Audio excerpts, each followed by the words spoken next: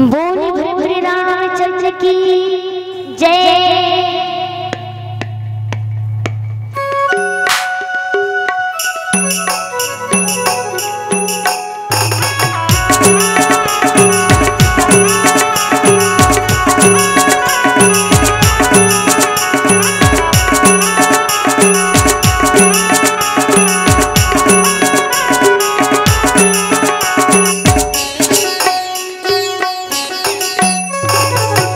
भैया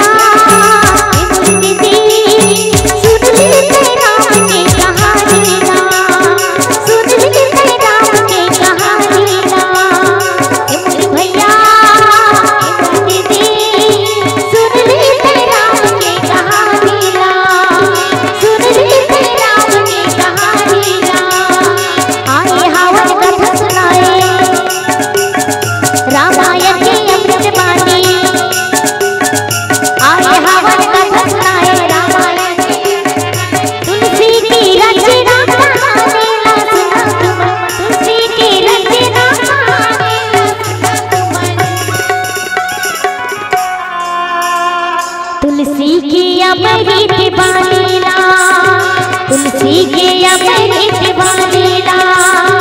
हे मोर भैया हे मोर दीदी सुन ले राम की कहानीला, सुन ले राम की कहानीला।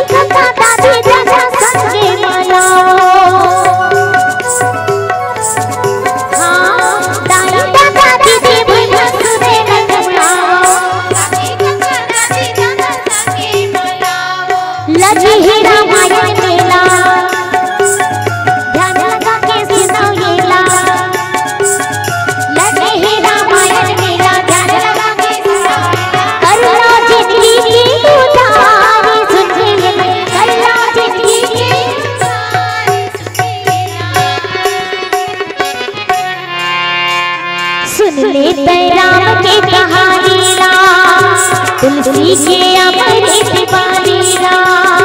हे मोर भैया हे मोर दीदी सुन ले राम की कहानीला, सुन ले राम की कहानीला।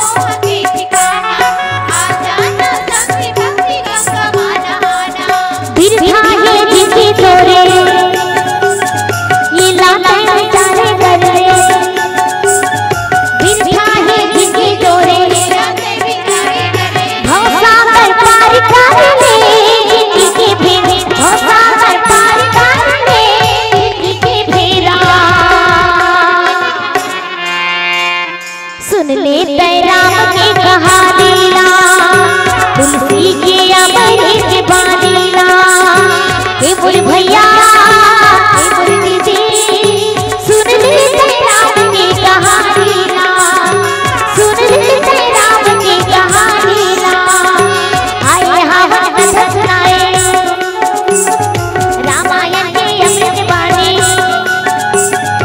आए हवन कथा सुनाए रामायण की तुलसी की रचना कहानीला, सुना तुम तुलसी की रचना कहानी।